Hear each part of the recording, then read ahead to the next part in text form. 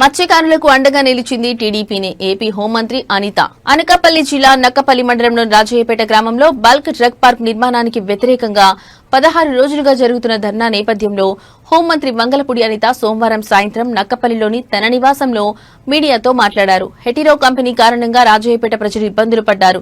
ఇకపై అన్ని పార్టీలు ప్రజలతో ఒక కమిటీ ఏర్పాటు చేయాలని సూచించారు. రాజయ్యపేట ప్రజల కోరిక మేరకు బల్క్ డ్రగ్ పనులు ఆపించేలా సీఎం డిప్యూటీ సీఎం వద్దకు సమస్యలు తీసుకువెళ్తానని భరోసా ఇచ్చారు. మత్స్యకారులతో దయచేసి రాజకీయాలు చేయొద్దు. వేట నిషేధ కాలంలో వారికి 20,000 రూపాయలు సాయం ఇచ్చాం. మత్స్యకారులకు 50 ఏళ్లకే పెన్షన్ ఇచ్చిన ఘనత చంద్రబాబుదే. ఎవరూ ఆకలితో ఉండకూడదు, అదే ఎన్డీఏ లక్ష్యమని అన్నారు. నేనేమంటా అంటే ఇప్పుడు మా గవర్నమెంట్ వచ్చిన తర్వాత ఇండస్ట్రీని ప్రమోట్ చేయాలనే ఉద్దేశంతో ప్రత్యేకంగా పొల్యూషన్ ఫ్రీ గా ఉండాలి, అట్ ద సేమ్ టైం అభివృద్ధి జరగాలనే ఉద్దేశంతో గౌరవ ప్రధానమంత్రిగా నరేంద్ర మోడీ గారు పైసాకు వచ్చినప్పుడు మళ్ళా తిరిగి దాన్ని పునఃప్రారంభించి ఆ రోజు ఇక్కడ బల్క్ డ్రగ్ కి ఏర్పాటు చేయడం జరిగింది. అవన్నీ కూడా మనందరికీ కూడా తెలుసు.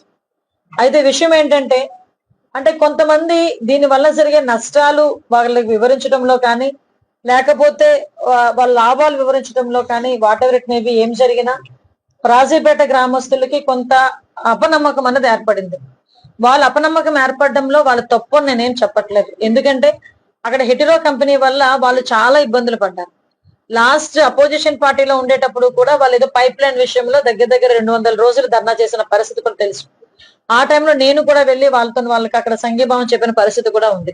బట్ ఏ కారణంతోనా వాళ్ళు ఆ టెంట్ తీసారో మరి నాకు ఐడియా లేదు. కానీ మళ్ళా తిరిగి అటువంటి ఇబ్బందులు ఏమైనా ఎదురవుతాయేమో అని వాళ్ళ అనుమానాలతో మాత్రం చాలా క్లియర్ గా ఉన్నారన్న సంగతి నాకు అర్థమైంది.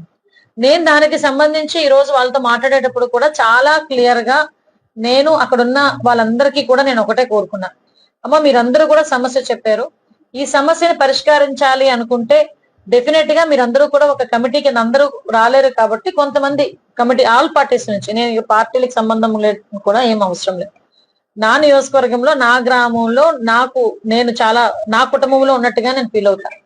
కాబట్టి మీరు ఒక కమిటీ ఏర్పాటు చేసుకొని దసరా తర్వాత చెప్తే డెఫినెట్ గా నేను ఆ కమిటీని గౌరవ సీఎం గారి దగ్గరికి, గౌరవ డిప్యూటీ సీఎం గారి దగ్గరికి, లోకేష్ గారి దగ్గరికి తీసుకెళ్లి మీ సమస్యను వివరించి మీ సమస్యకి పరిష్కారం ఇస్తాను అని చెప్పి చాలా క్లియర్ గా చెప్పాను. అయితే వాట్ ఎవర్ ఏం జరిగినా వాళ్ళలో కొంత భయం అని గానీ వాళ్ళలో కొంత అబద్ధతా భావం ఉంది కాబట్టి, వాళ్ళ సొంత పిల్లనే కాబట్టి, వాళ్ళ ఇంట్లో ఆడపిల్లనే కాబట్టి నా దగ్గర ఉన్న చనువుతోనైనా వాట్ ఎవర్ మేబీ నా దగ్గరికి వచ్చారు, నాతో మాట్లాడారు. మీరందరూ కూడా అబ్జర్వ్ చేసే ఉంటారు. అక్కడ నేను ఏదో ఫోర్స్ ఉపయోగించుకోనో లేకపోతే ఇంకో కార్ ఎక్కేసో నేను రాలా. నేను అక్కడే నుంచున్నాను, మైక్ పట్టుకున్నాను, వాళ్ళందరినీ కన్విన్స్ చేసుకున్నాను. వాళ్ళందరూ ఏదైతే నాతో చెప్పారో, అమ్మ ఆ వర్క్ కొంచెం ఆపండి అమ్మా, నన్ను ఆపుతానని చెప్పాను, మీ తరపున నేను మాట్లాడతానని చెప్పాను.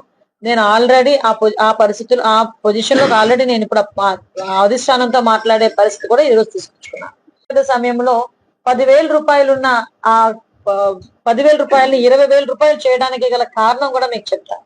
నేను ఈరోజు ఆ రోజు ఒకసారి సీఎం గారు, ఇప్పుడు సీఎం గారు అప్పుడు ప్రతిపక్ష నాయకుడు వైజాగ్ లో ఒక్క మత్స్యకార నాయకులతో ఒక మీటింగ్ పెట్టారు మనకి స్టేడియం దగ్గర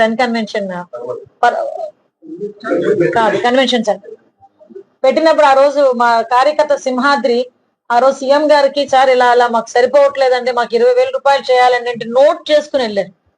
తర్వాత క్యాబినెట్ మాకు పోల్ బ్యూరో టైంలో ఈ 20,000 రూపాయలు ఇవ్వాలి మత్స్యకారు సోదరులు కోరారు అంటే మనం ఇవ్వగలమా అంటే ఇచ్చి తీరాలి అని చెప్పి ఆ రోజు 20,000 రూపాయలు ఆ రోజు అనౌన్స్ చేసి, ఆఖరికి మొన్న రీసెంట్ గా కూడా మత్స్యకార భరోసాకి మనకి మత్స్యకార సేవలు అని చెప్పి ఈ రోజు వాళ్ళందరికీ కూడా 25,000 రూపాయలు ఇవ్వడం జరిగింది.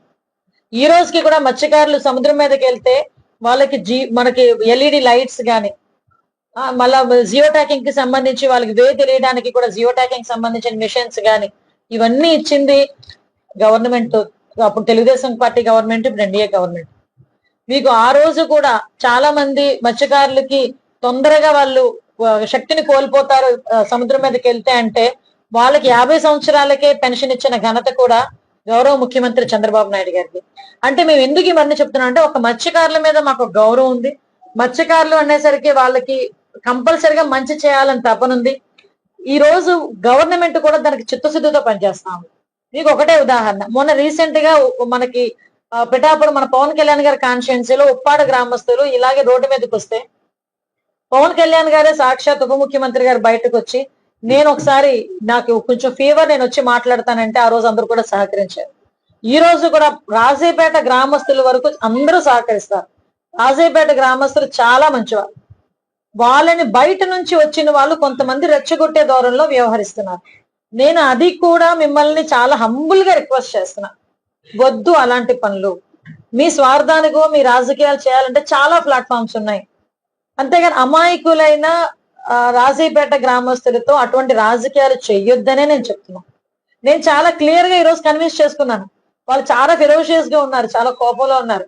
అయినా ఈ రోజు నా మాట విని ఈ రోజు నేను ఎక్కడి నుంచో పారిపోయి రావాల్సిన అవసరం లేదు. నేను వేరే వెహికల్ తీసుకొచ్చి 5 నిమిషాల పని పోలీస్ డిపార్ట్మెంట్ వాళ్ళకి, నన్ను వేరే వెహికల్ తీసుకొచ్చి వేరే రూట్ తీసుకెళ్ళడానికి. కానీ నేను వద్దన్నా, వద్దు, నా గ్రామం ఇది, నాకు ఓట్లేసిన ప్రజలు, నేను వాళ్ళ కుటుంబ సభ్యురాలని, నేనెందుకు భయపడాలి, నేనెందుకు బ్యాక్ స్టెప్ వేయాలి? ఒకవేళ మాట అంటే నా తల్లిదండ్రులు మాట అన్నారు అనుకుంటా, పడతా, ప్రాబ్లం ఏమీ లేదు. వాళ్ళ కోపం కొద్దో, వాళ్ళ కడుపు మంట కొద్దో, వాళ్ళు ఏదైనా వాళ్ళ గ్రామం ఏదైనా అవుతాదనో, వాళ్ళ ప్రాణాలు పోతాయనో, వాళ్ళకి కాలుష్య ఒత్తిడి పెరుగుతాదనో కంపల్సరిగా వాళ్ళు బాధపడడంలో తప్పులేదు. ఆ తప్పులేని సమయంలో నన్ను ఒక మాట మాట్లాడినా నేను పడ్డానికి కూడా సిద్ధంగానే ఉన్నా. అందువల్లే పోలీసులు కూడా సంథింగ్ మా వాళ్ళని కొట్టారు, కొంచెం ఆ తోపులాట్లో కొట్టారంటే పోలీసుల తరపున కూడా నేను క్షమాపణ చెప్తున్నానని చెప్పి నేను హోమ్ మినిస్టర్ స్థాయిలో ఉన్నా. ఒక పాయకరావుపేట నియోజకవర్గం ముందు హోమ్ మినిస్టర్ కన్నా ముందు పాయకరావుపేట నియోజకవర్గం ఎమ్మెల్యేని కాబట్టి, వాళ్ళ కుటుంబంలో ఒక సభ్యురాలని కాబట్టి నేను కూడా క్షమాపణ కోరాను. ఒకటి మాత్రం నిజమండి, నేను మత్స్యకారుల విషయంలో ఈ గవర్నమెంట్ ఎప్పుడు కూడా చిత్తశుద్ధితో పనిచేస్తాను. ఈ రోజుకి కూడా నేను వాళ్ళందరినీ కూడా ఒకసారి నేను మళ్ళా మాట్లాడతాను. నాకేమి భయం లేదు, నాకేమి అనుమానం లేదు. వాళ్ళు నా మాట అర్థం చేసుకోగలరు. దయచేసి మళ్ళీ కోరుతున్నాను, బయట నుంచి వచ్చిన ప్రజలు వాళ్ళని రెచ్చగొట్టమాకండి.